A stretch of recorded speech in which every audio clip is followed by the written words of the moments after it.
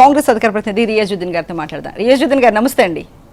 నమస్కారం అండి. మరి ఏదేమండి ఉభయ సభలు ఇంతకు ముందు కంటే చూసుకుంటే మనకు ఇప్పుడు కేంద్ర ప్రభుత్వ బలం, అది బీజేపీ బలం అయితే పెరగబోతుంది. ఎందుకంటే అటు చూస్తే బెంగాల్లో మమత ఓడిపోయారు, సీనియర్ నాయకులు అందరూ ఇటు వచ్చేసారు, ఉద్ధవ్ ఠాక్రే శివసేన వాటిలో చీలికలు కూడా వచ్చేసాయి మనకి. అలాగే చాలా మంది ఆప్ ఎంపీలు కూడా బీజేపీలో చేరిపోయారు. ఏదైనా సరే బీజేపీ బలం అయితే పెరిగిపోయిందండి. మరి ఇదే అదనుగా ఖచ్చితంగా ఈ బిల్లులన్నీ పాస్ చేయించుకునే ప్రయత్నాలు అయితే చేస్తోంది. మరి మీ కాంగ్రెస్ వాటిని ఎలా ఎదుర్కోబోతోంది, దేనికి మరి ఓకే చెప్పబోతోంది, ఏమంటారండి? విచ్చునా గారు, ఈ చర్చలో మొట్టమొదటిసారిగా మనం తీసుకోవాల్సింది భారత రాజ్యాంగ స్ఫూర్తిని తీసుకుని మనం చర్చ చేస్తే బాగుంటుందని నేను భావిస్తున్నాను. భారత రాజ్యాంగ ప్రవేశిక చాలా క్లియర్గా 3 అంశాలు చెప్తుంది మనకి. రాజకీయ న్యాయం, ఆర్థిక న్యాయం, సామాజిక న్యాయాన్ని అందరికీ అందజేయాలని. ఆ న్యాయాన్ని ఇచ్చే క్రమంలో వేదిక ఉపయోగపడితే పార్లమెంటు. పార్లమెంట్లో ఒక సుదీర్ఘమైన చర్చలు జరిగి ఆ చర్చల ఫలితంగా వచ్చిన ఫలితాలు ఏవైతున్నాయో అవి శాసన రూపంలో ప్రజలకు వస్తే సమాజానికి ఉపయోగపడుతుందని కాంగ్రెస్ పార్టీ భావిస్తుంది. కాబట్టి ఒక సుదీర్ఘమైన చర్చకు అవకాశం ఇచ్చేలాగా పార్లమెంట్ లో చర్చ జరగాలని మొట్టమొదటిసారిగా ఈ పార్లమెంట్ సమావేశాల వైపు నుంచి మేము కోరుకుంటున్నాం. అర్చన గారు, ఇక విషయానికి వస్తే ఏంటంటే, చర్చలో భిన్నంగా బుల్డోజింగ్ చేసి, అంటే మనకు బలం ఉంది, మన చేతిలో శక్తి ఉందని చెప్పేసి వ్యవస్థను బుల్డోజింగ్ చేసి తమకు అనుకూలంగా మార్చే ప్రక్రియ ఏదైతుందో దాన్ని కాంగ్రెస్ పార్టీ వ్యతిరేకిస్తుంది. ఈరోజు చాలా క్లియర్గా 2023-2024 మ్యాండేట్లో భారతీయ జనతా పార్టీకి స్పష్టమైన మెజార్టీ రాలేదు. తప్పనిసరి పరిస్థితుల్లో భారతీయ జనతా పార్టీ తెలుగుదేశం సపోర్ట్ని, అట్లాగే జనతాదళ సపోర్ట్ తోటి ఈరోజు పవర్లో ఉంది, పవర్ను కొనసాగిస్తూ ఉన్నారు. కానీ ఈరోజు ఏ కీలకమైన అంశాలు పార్లమెంట్లో ఆమోదం పొందాలనుకున్నప్పుడు 360 మంది సభ్యుల సపోర్ట్ ఉండాలి.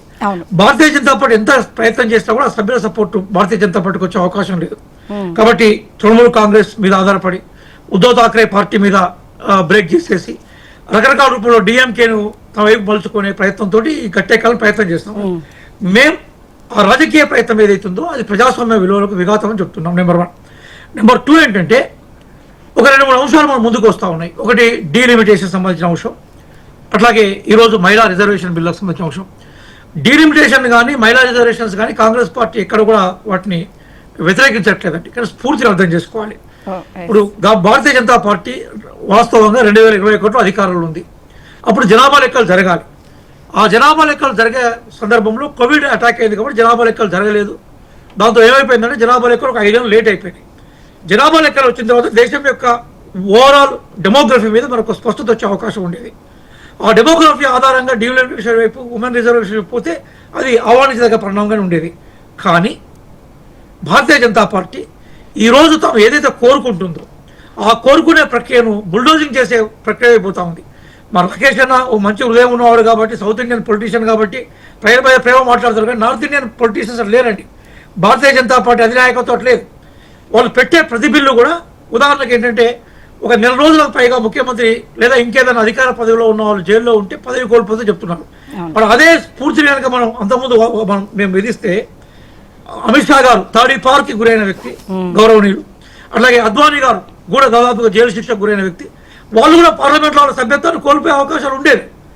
రాజకీయ కక్షల కోసం పార్లమెంట్ని వాడుకోవద్దని కాంగ్రెస్ పార్టీగా మేము భావిస్తా ఉన్నాం. మహిళా రిజర్వేషన్ బిల్లును మొట్టమొదటిసారిగా తీసుకొచ్చిందే కాంగ్రెస్ పార్టీ. చాలా కాలం వరకు ఈ దేశానికి మహిళా ప్రధానమంత్రిని చేసేది కాంగ్రెస్ పార్టీ. మహిళా రాష్ట్రపతిని మొట్టమొదటిసారిగా చేసేది కాంగ్రెస్ పార్టీ. మహిళా గవర్నర్ని మొట్టమొదటిసారి చేసిన పార్టీ కాంగ్రెస్ పార్టీ. మహిళను అంతర్జాతీయ యుఎన్ఓలో సభ్యురాలుగా తీసుకుపోయిన పార్టీ కాంగ్రెస్ పార్టీ. కాబట్టి మహిళా రిజర్వేషన్ మీద కాంగ్రెస్ పార్టీ ఉన్నంత కమిట్మెంట్ ఎవరికి లేదు.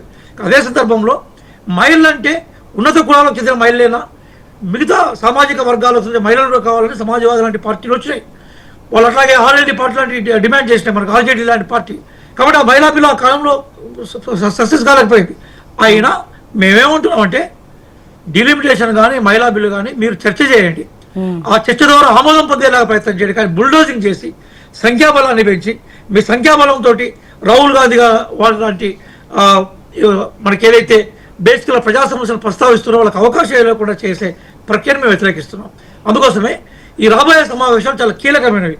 అంటే భారతీయ జనతా పార్టీ గత సమావేశాల్లో ఏ బిల్లులను అయితే సక్సెస్ చేసుకోలేకపోయిందో వాటిని ఈరోజు బుల్డోజింగ్ చేసి సక్సెస్ చేసుకునే ప్రయత్నం చేస్తుంది ప్రతిపక్షంగా. మేము ఒకప్పుడు భారతీయ జనతా పార్టీకి 330 సీట్లు ఉండేది. అది అప్కీ బార్ 400 పార్ అన్నారు, 240 పడిపోయారు. మా బలం 44 ఉండేది, అది 100కు చేరింది.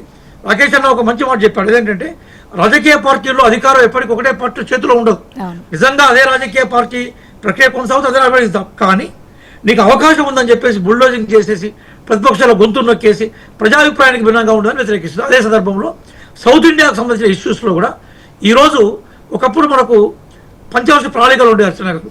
అందులో రాష్ట్రాల కేటాయింపులు ఉండేది. ఇప్పుడు నీతి ఆయోగ్ వచ్చింది. నీతి ఆయోగ్ రాగానే ఏమైపోయింది, జనాభా ఆధారంగా కేటాయింపులు జరిగినాయి. జనాభా ఆధారంగా కేటాయింపులు జరిగితే బీమార్ రాష్ట్రాలు అంటే బీహార్ కానీ, మధ్యప్రదేశ్ కానీ, రాజస్థాన్ కానీ, గుజరాత్ కానీ, ఉత్తరప్రదేశ్ కానీ ఇట్లాంటి రాష్ట్రాలు ఏవైతున్నాయో వీళ్ళకి ఎక్కువ నిధులు పోతున్నాయి. జీడిపిలో ఎక్కువ భాగం కాంట్రిబ్యూట్ చేస్తుంది. దక్షిణాది రాష్ట్రాలకు తక్కువ న్యాయం జరుగుతుంది. ఇది నీతి ఆయోగ్ యొక్క ప్రధాన లోపంగా మేము భావిస్తా ఉన్నాం.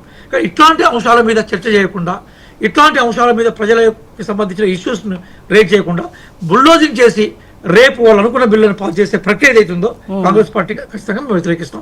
ఇది మా వైపు నుంచి ఆర్గ్యుమెంట్ అంటే.